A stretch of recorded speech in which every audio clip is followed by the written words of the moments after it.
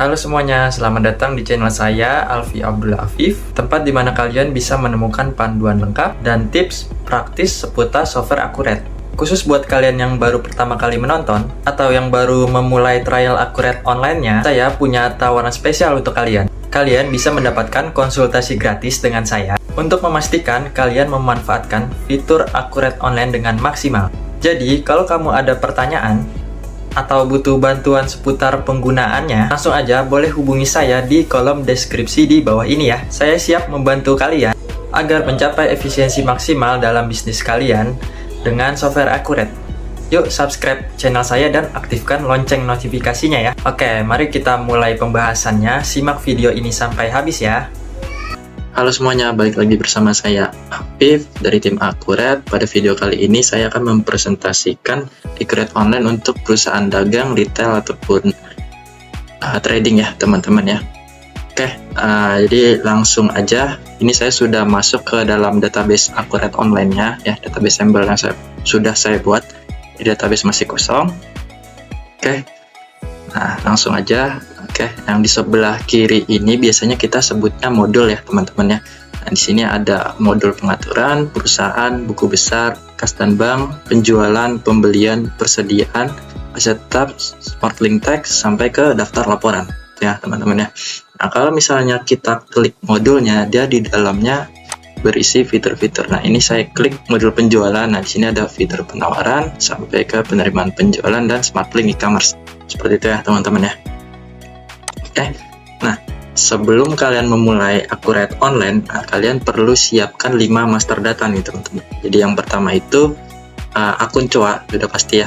Jadi yang kedua barang dan jasa, yang ketiga itu daftar vendor, lalu yang keempat itu daftar customer, lalu yang kelima ini daftar aset ya. Nah untuk yang kelima ini aset itu opsional, bisa kalian masukkan, bisa juga tidak ya. Nah, kalau yang 4 pertama itu wajib ya, karena untuk kebutuhan transaksi gitu ya. Oke, nah kita langsung simulasi aja ya untuk perusahaan dagang ya. Jadi karena kita belum punya master datanya, kita buat dulu nih. Yang pertama itu kita buat master barangnya dulu, oke ya. Nah ini kita klik modul persediaan. Di sini ada fitur barang dan jasa, kita klik aja. Nah di sini kita masukkan nih barang apa yang mau kita jual atau kalian mau jual gitu ya. Nah, contoh di sini mouse Logitech. Contoh aja ya. Nah, di sini nanti kalian bisa masukkan nih kategori barangnya apa ya. Ini bebas aja. Nah, untuk jenis persediaan ini, kalau jenis barang, kalau jenis barang ini ada persediaan, non persediaan, jasa ataupun grup ya. Nah, kalau persediaan ini berarti kalian stok persediaannya ya, atau barangnya kalian stok ya. Nah, kalau yang non persediaan dia otomatis jadi biaya nanti, jadi kita nggak ada stok barang. Nah kalau jasa ini sudah jelas ya, untuk penjualan jasa gitu ya, atau pembelian jasa. Nah untuk grup ini dia istilahnya grouping, jadi kayak contoh kalian punya paket A nih, nama grupnya paket A, terus isinya itu ada mouse Logitech sama keyboard Logitech. Nah itu dia seperti paket bundling. Jadi kalau misalnya kalian jual paket A, otomatis stok mouse Logitech dan keyboard Logitech itu masing-masing berkurang satu stok gitu ya. Nah ini lanjut, kita pilihnya persediaan aja. Nah di sini ada tab penjualan atau pembelian, kita klik aja. Nah di sini kalian bisa masukkan informasi default harga jual satuan ya. Nah ini per piece-nya kalian jualnya berapa gitu. Nah ini contoh aja, saya mau jualnya nanti 10.000 per piece satu mouse, ini contoh ya. Nah untuk harga belinya saya setting 5.000 aja per piece-nya. Oke, seperti itu. Nah lanjut. Nah kalau misalnya kita setting harga defaultnya itu 10.000 atau harga belinya 5.000, nah nanti pas transaksi masih bisa kita ubah aja kok. Nah ini hanya harga default aja ya, jadi nanti pas real transaksinya masih bisa kita ubah. Contoh nanti harga jualnya 12.000, harga belinya ternyata 6.000. Nah itu juga bisa ya. Nah untuk PPN-nya ini kita aktifkan aja ya teman-teman ya. Ini kita aktifkan. Nah, nanti ketika transaksi itu bisa kita checklist atau unchecklist. Kalau misalnya kena PPN berarti kita checklist, kalau nggak kena PPN kita unchecklist aja, gitu ya, sesimpel itu. Oke, lanjut. Kalau misalnya produknya itu ada gambarnya, nah nanti kalian bisa upload gambarnya di sini. Oke, nah ini kita simpan aja, artinya kita sudah membuat master barang dan jasanya ya, yaitu Most Logitech. Oke, nah ini kita cek di sini stoknya. Most Logitech ini stoknya masih kosong ya, karena kita baru buat master barang dan jasanya. Nah, lanjut, karena stok kita kosong, nah otomatis kalau misalnya kita mau jual beli, kita harus beli dulu dong barangnya.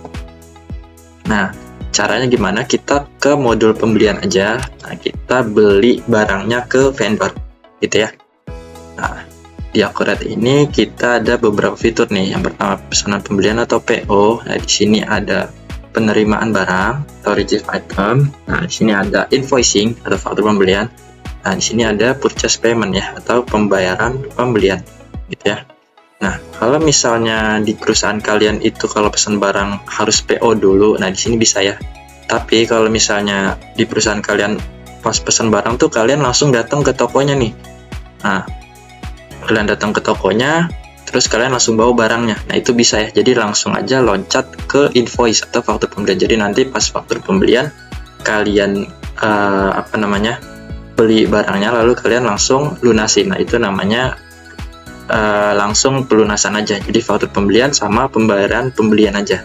Gitu. Jadi invoicing langsung kalian input pelunasannya. Tetapi kalau misalnya melalui proses PO, terus menerima barang, terus invoicing, lalu pelunasan, nah itu bisa pakai fitur pesanan pembelian terlebih dahulu, gitu ya. Nah, ini saya contohkan secara lengkap dari PO dulu. Lanjut. Nah, di sini pemasok, karena saya belum buat master data pemasoknya. Nah, ini kita input manual aja di sini. Contoh pemasok kita toko abadi, gitu ya. Nah, untuk pemasok ini kalau misalnya kita udah input di sini toko abadi, nah dia akan terbuat otomatis nih di daftar pemasok si toko abadi ini. Kita cek di list hijau. Nah, di sini ada toko abadi gitu. Nanti kalian klik aja kalau misalnya kalian mau lengkapi data-datanya, dan nomor telepon, nomor handphone, nomor WhatsApp, email, sampai ke pajaknya nih, NPWP-nya. Nah, ini bisa kalian lengkapin ya. Nah, lanjut. Nah, contoh kita pesan Most Logitech ke toko abadi ini, kita 10 piece deh ya. Kita pesan 10 piece, harga satuannya 5.000, totalnya 50.000. Nah, ini kita lanjut. Nah, ini kita nah, kalau informasi ini kita isi dulu nih alamat kirimnya nih. Kita mau dikirim ke alamat kita yang mana. Nah, ini kita simpan. Nah ini berhasil disimpan, kita cek statusnya, ini menunggu diproses ya teman-teman ya. Nah, untuk pesanan pembelian ini dia belum terjadi jurnal ya, karena kita masih pesan barang aja ya, jadi belum terjadi apa-apa. Nah, lanjut, ketika kita sudah PO, otomatis dari vendor itu kan kirim barang ya, dan kita pasti kalau barangnya udah sampai kita terima barang dong. Nah, di sini ada fitur penerimaan barang ya, atau receive item. Nah, kalian klik aja fiturnya. Nah, kemudian di sini terima dari pemasok yang tadi nih, toko abadi yang tadi kita pesan ya.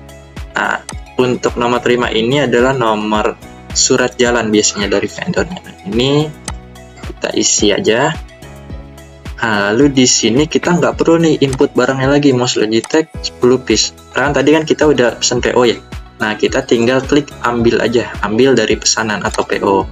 Nah, ini kita klik tombol stretchingnya. Nah, di sini ada nomor PO-nya nih. Oke. Nah, di sini dia otomatis nih.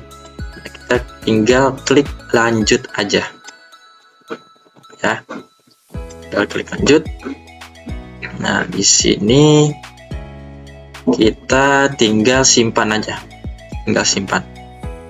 Nah, ketika kita sudah input penerimaan barang, otomatis stok yang ada di gudang kita otomatis bertambah ya, teman-teman ya. Nah, cara ceknya bagaimana? Di sini ada dua cara nih, cara cek stoknya. Jadi yang pertama bisa dari modul persediaan, lalu fitur barang dan jasa. Nah, lalu kalian klik hijau nih. Nah, kalian pilih barangnya. Nah, di sini ada mutasi, kalian klik. Nah, di sini kalian tinggal refresh aja. Nanti kalian tinggal sesuaikan aja tanggal ini. Nah, di sini ada penerimaan barang ya. Nah, gitu ya. Dia langsung nge-link juga. Ada penerimaan barang dari toko abadi masuk 10. Nah, tapi kalau saya lebih suka ceknya di daftar laporan. Nah, ini contoh. Daftar laporan, lalu di sini ada laporan persediaan. Nah, di sini ada kartu stok persediaan. Nah, di sini kita klik aja barangnya yang mau kita lihat. Nah, di sini lebih detail teman-teman. Jadi di sini ada nama barang, kode barang, sini tipe transaksinya, penerimaan barang. Di sini ada deskripsinya di penerimaan dari toko abadi, gitu ya. Kuantitas masuknya 10, kuantitas akhirnya atau saldo akhir di gudang kita ini, gudang utama 10. Gitu ya. Nah, ini di sini lebih detail. Jadi untuk keluar masuk barangnya kalian bisa cek di laporan kartu stok persediaan. Lanjut. Nah, ini pesanan pembeliannya atau PO-nya kita refresh, statusnya dia berubah jadi terproses. Seperti itu ya teman-teman, karena kita sudah melakukan penerimaan barang. Kita lanjut ke invoicing. Nah, kalau misalnya kita udah terima barang, otomatis dari pemasok atau vendor itu kirim tagihan ke kita atau kirim invoice ke kita ya, pastinya ya. Nah, ini kita input di faktur pembelian. Kita klik. Nah, di sini ada pemasok toko abadi. Nah, ini sama teman-teman. Kita nggak perlu input barang lagi di sini. Kita langsung ambil aja di sini. Kita klik ambil, lalu transaksi terakhirnya itu tadi kita sudah sampai ke penerimaan. Kita klik, tombol searchingnya kita klik. Nah, ini surat jalan yang tadi kita input ya dari vendor. Oke, kuantitasnya 10, dia otomatis nge-link. Oke. Nah, ini kalau misalnya dari vendor ada syarat pembayaran atau TOP ya, atau termin ya. Nanti kita bisa setting di sini, contoh 15, 30, 45, 60 atau 7 hari. Nah, ini coba saya setting temponya atau TOP-nya 30 hari. Nah, ini nomor faktur ini biasanya dari vendor nih nomor faktur. Kita asal aja ya. Nah, di sini kita bisa cetak atau simpan. Nah, kalau misalnya kita klik cetak, otomatis transaksinya kesimpan juga ya teman-teman ya. Nah, coba kita cetak faktur pembeliannya. Nah, ini desain template default dari Accurate Online ya untuk invoice-nya. Ini seperti ini ya, ada logo, nama perusahaan, sini alamat perusahaan.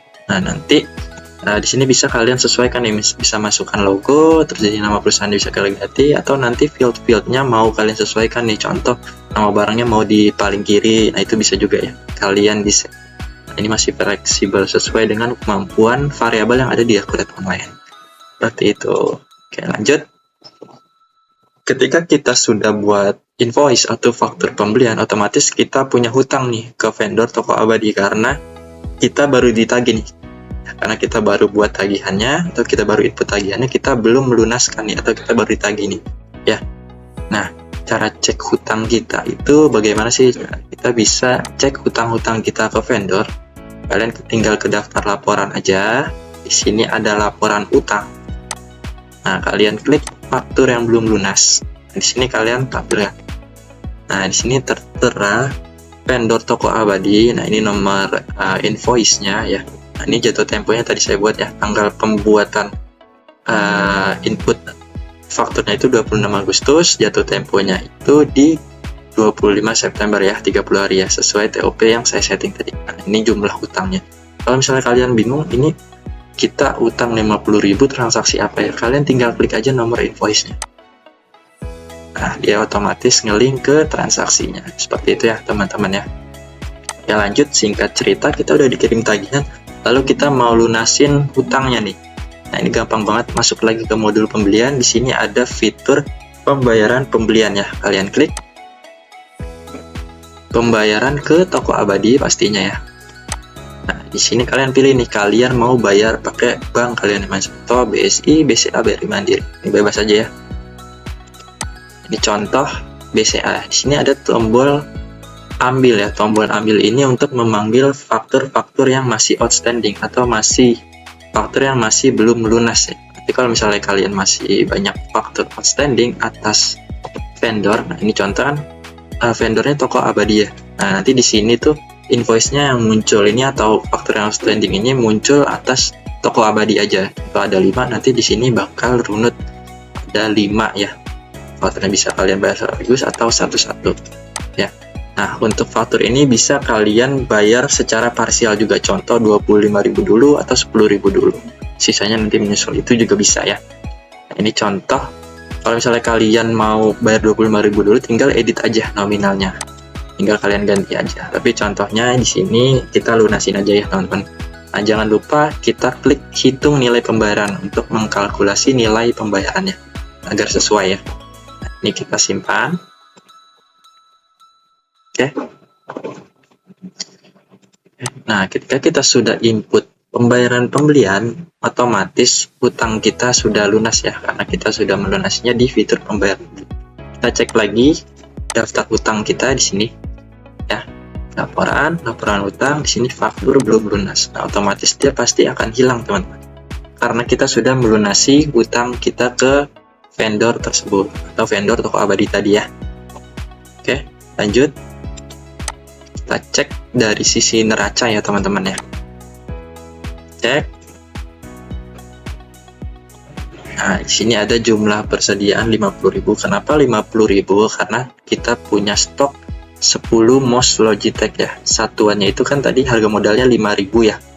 Nah, 5.000 itu dikali 10 stok atau 10 piece. Jadi persediaannya 50.000 ya. Nah, ini persediaan ini perhitungannya tergantung metode persediaan kita nih. Kita pakai average atau FIFO. Kalau average itu biasanya rata-rata, kalau FIFO itu first in first out ya, barang yang pertama kali masuk dan barang yang pertama kali keluar ya.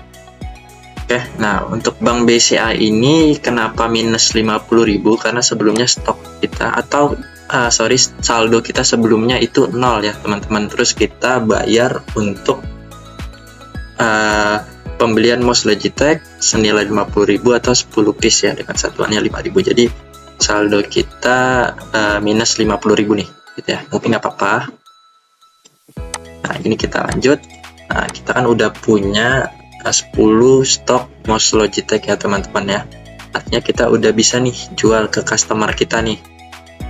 Nah, contoh aja kalau misalnya kalian mau jual ke customer kalian, nah kalian tinggal pilih modul penjualan. Nah, di sini banyak nih modul penjualan, fitur-fiturnya. Ada dari penawaran, SO atau catat order di sini, atau customer order ke kita. Nah, di sini ada DO atau pengiriman, di sini ada invoicing, lalu di sini ada kita terima pendapatan dari customer, gitu ya. Nah, tergantung dari perusahaan kalian juga nih, modul penjualan ini kebalikan dari modul pembelian.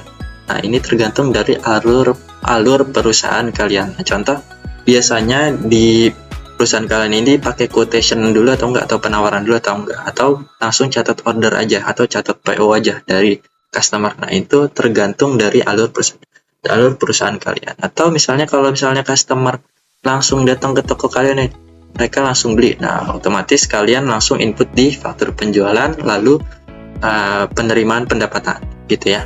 Tapi kalau misalnya biasanya B2B ya, biasanya kan ada proses quotation atau mereka PO dulu ke kalian gitu ya. Nah, ini saya contohkan yang dari yang paling lengkapnya dulu ini. Kita kirim penawaran dulu ke customer. Oke. Nah, kita belum punya juga nih master customernya atau master pelanggannya nih. Kita langsung input aja ya. Di sini contoh yang beli ini nama customernya Mila. Gitu ya. Nah, customernya Mila, ini kita mau jual mouse Logitech nih, kita kirim penawaran dulu nih ke Mila. Harga jualnya 10.000 teman-teman. Kita jualnya langsung kita habisin aja stoknya 10 piece. Lanjut. Nah, ini cara buat quotation-nya seperti ini aja. Kita simpan, atau bisa juga kalian cetak. Nah, untuk quotation-nya bisa kalian cetak, kalian klik aja. Di sini ada cetak. Nah, ini default quotation atau penawaran dari Accurate Online ya. Nanti bisa kalian sesuaikan juga sama seperti invoice pembelian tadi ya. Ini kita tutup. Nah, untuk quotation atau penawaran ini sama seperti SO atau PO, dia belum ada jurnal ya. Nah, karena hanya buat penawaran aja. Nah, lanjut, singkat cerita, si Mila ini setuju nih dengan quotation atau penawaran yang kita berikan. Nah, dia langsung order ke kita sesuai dengan penawaran gitu. Lanjut, kita input aja di ordernya, catat ordernya ya. atau PO-nya Simila PO 10 MOS Logitech sesuai penawaran. Kita tinggal ambil aja nih, kita tidak perlu input barang dan jasanya lagi, tinggal ambil dari penawaran. Nah, dia ternyata setuju nih dengan kuantitas 10 MOS Logitech gitu ya, dengan harganya juga dia setuju gitu. Tapi kalau misalnya ternyata dia mau ambilnya tuh kita mau ambilnya ternyata 8 aja deh, nanti tinggal kalian ubah aja kuantitinya. Nah, ini contoh aja kita lengkapi. Itu bisa-bisa aja teman-teman, tinggal kalian edit aja sesuai yang kalian mau. Kita simpan. Nah, lanjut. Ini ordernya udah kita catat ya. Kalau misalnya kalian mau cetak juga sama ya caranya, tinggal ke sini aja, klik hijau lalu ke transaksi, pilih transaksinya lalu kalian cetak. Nah, singkat cerita kita udah catat ordernya. Lalu proses selanjutnya biasanya kan kita kirim barang ke customer ya, atau kita kirim barang ke Simila nih. Nah, kita tinggal input di fitur DO atau pengiriman pesanan. Nah, ini kita tinggal panggil lagi pelanggannya Simila, lalu kita ambil dari pesanan. Ini kita klik. Nah, ini nomor SO-nya ya, sales ordernya. Nah, ini kita bisa cetak atau kita simpan. Ini kita simpan. Nah, ketika kita sudah buat pengiriman pesanan, otomatis kita sudah terima kita sudah mengeluarkan stok ya, karena kita sudah kirim ke Mila nih. Nah, cara ceknya bagaimana? Kita ke daftar laporan aja. Di sini sama nih, cara cek stoknya kita ke persediaan, laporan persediaan, lalu di sini ada kartu stok persediaan. Kita pilih barangnya. Nah, di sini tertera pengiriman pesanan ya, 26 Agustus juga. Nah, kita kirimnya ke Mila, kuantitas yang keluarnya 10 ya, sesuai ya teman-teman. Jadi kuantitas air stok di gudang kita ini tersisa 0 ya, atau habis terjual ya, karena tadi kita belinya 10, kita jualnya atau kita kirimnya 10 gitu ya. Oke, lanjut. Nah, ketika kita sudah kirim barang, otomatis kita kirim tagihan nih ke Simila, atau kita buat invoice ke Simila.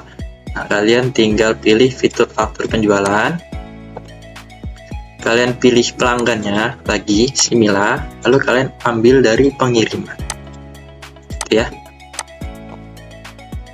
Oke, nah kalau misalnya kalian mau setting TOP-nya ke Simila ini, kalian tinggal setting aja 15, 30, 45, 60 atau 7 hari. Kita contoh kita setting 30 hari ya. Nah, ini bisa kita cetak atau simpan. Sama ya, kalau bisa kita cetak, otomatis transaksinya itu ke simpan gitu ya teman-teman ya. Ini kita simpan. Kalau misalnya kalian mau cetak juga bisa ya, tinggal klik hijau, klik transaksinya, kita cetak. Ini agak besar ya ininya, facecam-nya. Nah, ini default template accurate online-nya ya, untuk invoice atau faktur penjualannya nanti kalian bisa sesuaikan. Kalian bisa hilangkan ekspedisi atau PO-nya atau FOB-nya, itu juga bisa ya. Jadi tinggal disesuaikan aja, bisa di desain cetakannya di fitur desain cetakan. Nah, ini kita tutup, kita lanjut. Ketika kita sudah buat faktur penjualan, otomatis kita punya piutang nih atas customer Mila, atau customer Mila punya hutang ke kita gitu ya. Karena kita baru buat invoice aja, dia belum melunasi atau kita belum catat pendapatan kita atas pembayaran si Mila gitu ya. Nah, cara cek piutang customer itu bagaimana sih? Nah, kita ke daftar laporan aja. Di sini ada daftar laporan piutang. Kalian klik, di sini ada faktur belum lunas. Nah, kalian tampilkan di sini. Nah, di sini akan tampil faktur-faktur yang belum lunas atas nama customer. Nah, ini contoh customernya namanya Mila ya. Nanti kalau misalnya banyak invoice yang belum dibayar nih, atau si Mila banyak utang nih ke kita, nanti dia akan runut ke bawah nih untuk invoice yang belum dia bayarkan. Nah, tadi kan tanggal buatnya tanggal 26 Agustus, lalu jatuh temponya 30 hari ya. Ini jatuhnya 25 September. Nah, ini untuk total piutang atau total hutangnya si Mila ke perusahaan kita. Kalau misalnya kalian bingung, ini si Mila hutang apa sih 100.000? Nah, kalian tinggal klik aja nih invoice-nya. Nomor invoice-nya kalian tinggal klik aja, dia otomatis nge-link ke transaksinya. Oh, ternyata si Mila beli 10 mouse Logitech nih dengan kita, satuannya 10.000, total harganya 100.000, seperti itu ya. Oke, lanjut. Singkat cerita, si Mila mau lunasin utangnya nih, gitu ya. Nah, kita ke modul penjualan, lalu ke penerimaan penjualan. Nah, untuk fitur penerimaan penjualan ini adalah fitur pelunasan customer. Oke. Kita lanjut. Ini terima dari si Mila. Nah, udah pasti ya. Di sini si Mila bayar ke bank kita yang mana nih? BSI, BCA, BRI Mandiri, dan lain-lain ya. Nah, contoh ke BCA. Lalu tombol ambil ini sama seperti tombol kita untuk membayar ke vendor ya. Artinya ini memanggil faktur-faktur atau invoice yang masih outstanding gitu ya. Jadi nanti di sini kan ada customernya Mila ya. Kalau misalnya si Mila banyak utang nih atau banyak customer yang banyak invoice yang masih ngegantung, dia akan muncul di sini nih. Contoh ada 5 invoice, nanti 5-5-nya muncul, bisa kalian bayar semuanya sekaligus, bisa kalian catat semuanya sekaligus. Kalau misalnya Mila bayar 5-5-nya, atau kalau misalnya satu-satu juga bisa. Ini contoh satu aja dulu karena transaksinya baru satu ya. Nah, untuk parsial juga bisa ya, tinggal kalian edit aja nominalnya. Contoh dia bayarnya 50.000 dulu atau 20.000 dulu, itu tinggal disesuaikan aja. Jangan lupa klik hitung nilai pembayaran untuk kalkulasi nilai pembayarannya biar sesuai. Nah, ini kita simpan. Nah, ini ya faktur dibayar sama nilai pembayarannya. Oke. Nah, ini kita simpan. Otomatis piutangnya si Mila atau hutangnya si Mila terhadap perusahaan kita itu otomatis akan hilang karena dia sudah melunasi hutangnya. Kita klik faktur pembelian, faktur belum lunas, tampilkan. Nah, di sini otomatis hilang ya karena si Mila sudah melunasi hutangnya, karena kita sudah catat juga di penerimaan penjualan. Oke. Nah, untuk pembelian dan penjualan ini sudah selesai ya. Caranya gampang banget teman-teman. Nah, untuk dari laba ruginya dan sisi neracanya, nah ini kita lihat ya dari laba ruginya. Nah, dia tampilannya seperti ini teman-teman, laba rugi standar. Nah, penjualannya 100.000, beban pokok atau modal 50.000. Nah, kita dapat laba kotornya 50.000 ya teman-teman ya. Oke, nah ini kenapa 100.000 penjualannya? Nah, ini karena kita jual mouse Logitech-nya itu 10 piece dengan harga satuannya 10.000. Jadi totalnya 100.000 penjualannya. Ini beban pokok penjualannya kenapa 50.000? Karena kita tadi harga modalnya itu 50.000 ya. Kita beli 10 mouse Logitech-nya itu 10 piece dengan harga modal 5.000. Jadi beban pokok penjualannya atau harga modalnya ini 50.000 gitu ya. Sehingga terbitlah laba kotor ya. Laba kotor itu penjualan dikurangi modal. Jadi kita punya laba kotor 50.000 dari 10 penjualan mouse Logitech. Seperti itu ya teman-teman ya. Nah, lanjut dari sisi neracanya. Nah, ini Bank BCA kita ini udah ada saldonya nih 50.000. Tadi kan sebelumnya minus ya, karena kita melakukan pembelian atas saldo kita yang 0 tuh. Kita lakukan pembelian nih, pembayaran faktur atas 10 mouse Logitech senilai 50.000, saldo kita minus nih. Lalu kita masuk uang lagi nih dari penjualan customer kita ke si Mila ya, 100.000. Jadi dari yang minus ditambah 100.000, jadi saldo kita ini 50.000 di Bank BCA. Nah, ini untuk transaksinya bisa banget kalian klik aja. Kalau misalnya kalian bingung ini transaksi apa sih, kalian tinggal klik aja, ya otomatis ngelink ke transaksi. Oh, ternyata ini penerimaan pendapatan dari nomor invoice sekian gitu ya teman-teman. Oke, lanjut. Biasanya itu kan dalam perusahaan itu pasti kita ada beban operasional seperti bayar gaji, bayar listrik, bayar sewa dan lain-lain. Nah, itu bisa kalian input di sini nih di modul Kas dan Bank. Modul Kas dan Bank di sini ada fitur pembayaran teman. Tinggal kalian klik aja. Nah, di sini contohnya kita mau bayar listrik nih dari Bank BCA. Nah, contoh dari Bank BCA kita mau bayar listrik, tinggal kita klik, kita ketik aja akun COA-nya. Contoh kita bayar listriknya itu senilai 10.000. Ini contoh aja ya. Nah, ini bisa kalian simpan. Oke. Nah, untuk beban listrik ini dia jurnalnya seperti ini. Nah, saya mau info juga, setiap transaksi yang ada di Akuret itu pasti ada jurnalnya teman-teman. Kalian tinggal klik aja nih transaksinya, daftar list hijau, kalian klik transaksinya, lalu kalian klik lain-lain di sini, di bawah ini nih. Nah, ini ada tulisan rincian jurnal nih, kalian tinggal klik aja. Nah, jadi nanti seperti ini ya. Oke, nah untuk ini dokumen atau komentar ini kalian bisa input juga nih. Contoh kalian bayar listriknya itu di Tokopedia, pasti kan di Tokopedia itu ada invoice-nya ya. Kalian bisa download aja, terus kalian upload nih invoice-nya di sini. Kalian unggah aja di sini. Nah, jadi nanti suatu waktu kalian mau lihat bukti atas pembayaran beban listrik tanggal sekian-sekian, kalian tinggal download aja di sini buktinya, ya, yang sudah kalian upload. Oke. Nah, beban operasional ini efeknya di laporan seperti apa? Nah, ini kita refresh ya. Nah, dia akan muncul di sini nih, beban operasional di laba ruginya. Ada beban listrik senilai 10.000 ya, teman-teman ya. Oke. Nah, jadi nanti laba bersihnya kita ini 40.000. Nah, ini laba 40.000 itu dari mana? Dari penjualan dikurangi harga modal, dikurangi beban operasional. Seperti itu ya. Jadi kita punya laba bersih senilai 40.000. Seperti itu ya, teman-teman. Nah, ini gampang banget ya untuk pengoperasian Akuret Online untuk perusahaan dagang, trader, trading, retail maupun distributor, kurang lebih seperti ini ya, teman-teman ya. Oke. Oke.